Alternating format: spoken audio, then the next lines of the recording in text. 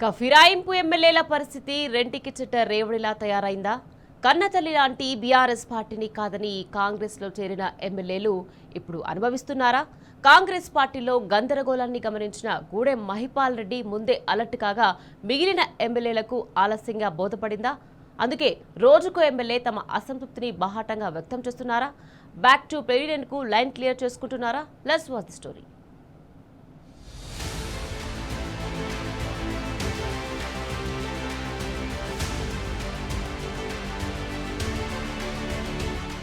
BRS పార్టీలో గెలుపొంది కాంగ్రెస్ పార్టీలో చేరిన ఎమ్మెల్యేల పరిస్థితి ముందు నుయ్యి వెనక గొయ్యిలా తయారైంది. పార్టీలో చేరే ముందు అరచేతిలో వైకుంఠం చూపించిన రేవంత్ రెడ్డి చేరిన తర్వాత ఎమ్మెల్యేలను లైట్ తీసుకున్నారు. గతంలో రేవంత్ ఇచ్చిన హామీలు ఏవీ అమలు కాలేదు. రాజకీయంగా ఇబ్బందులు పెట్టడంతో పాటు నియోజకవర్గ అభివృద్ధి నిధులు కావాలంటే కాంగ్రెస్ కండువా కప్పుకోవాల్సిందేనని రేవంత్ కండిషన్ పెట్టారు. రేవంత్ రెడ్డి పొలిటికల్ ప్రెజర్తో ఎమ్మెల్యేలు అన్యమనస్కంగానే కాంగ్రెస్ గూటికి చేరారట. రేవంత్ ఇచ్చిన హామీలేవి అమలు కాకపోవడంతో వారంతా ఒక్కొక్కరుగా తిరుగుబాటు జెండా ఎగరవేస్తున్నారట. ముందుగానే గమనించిన గద్వాల ఎమ్మెల్యే బండ్ల కృష్ణమోహన్ రెడ్డి సీఎం రేవంత్ రెడ్డికి స్టార్టింగ్లోనే ఝలకిచ్చారు. కాంగ్రెస్లో చేరిన ఆయన తిరిగి సొంత గూటికి వెళ్లేందుకు సిద్ధపడ్డారు. దీంతో పరువు పోతుందని భావించిన ముఖ్యమంత్రి రేవంత్ రెడ్డి మంత్రి జూపల్లి కృష్ణారావును ఎమ్మెల్యే కృష్ణమోహన్ రెడ్డి ఇంటికి పంపి నచ్చజెప్పి ప్రయత్నం చేశారు. పార్టీలో చేరే సమయంలో ఇచ్చిన హామీలను నెరవేరుస్తామని మాట ఇచ్చారట. దీంతో బండ్ల కృష్ణమోహన్ రెడ్డి కూలయి కాంగ్రెస్ లో కొనసాగేందుకు అయిష్టంగానే ఒప్పుకున్నట్లు పార్టీ వర్గాలు చెప్తున్నాయి.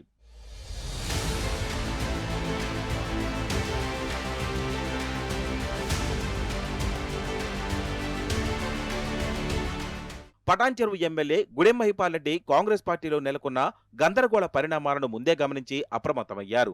బీఆర్ఎస్ పార్టీని వీడి తప్పు చేశానని తెలుసుకున్న మహిపాల్ రెడ్డి మున్సిపల్ ఎన్నికల్లో గులాబీ పార్టీ గెలుపు కోసం పనిచేశారు. గూడెం మహిపాల్ రెడ్డి అలర్టుతో మిగిలిన ఫిరాయింపు ఎమ్మెల్యేలు దిద్దుబాటు చర్యలకు శ్రీకారం చుట్టినట్టు తెలుస్తోంది. అందులో భాగంగానే వలస ఎమ్మెల్యేలు ఒక్కొక్కరిగా తమ నిరసన గళాన్ని బాహాటంగానే వినిపిస్తున్నారు.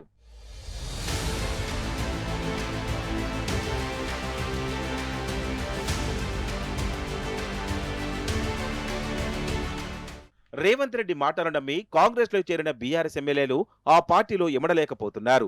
ఇచ్చిన హామీలు అమలు కాకపోవడంతో పాటుగా కొత్తగా వచ్చిన వారి పట్ల కాంగ్రెస్ పార్టీలో జరుగుతున్న అవమానాలపై రగిలిపోతున్నారట. కొత్తగా వచ్చిన వారి పట్ల కాంగ్రెస్ కేడర్ చులకన భావంతో చూడటాన్ని ఎమ్మెల్యేలు సహించలేకపోతున్నట్టు తెలుస్తోంది.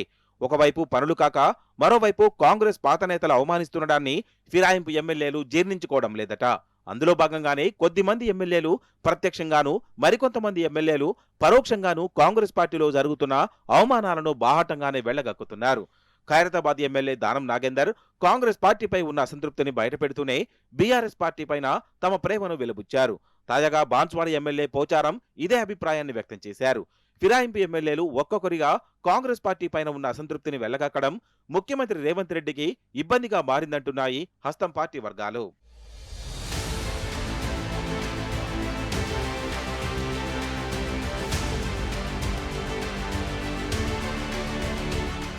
రేవంత్ రెడ్డి పాలనపై ప్రజల్లో తీవ్ర వ్యతిరేకత నెలకొంది.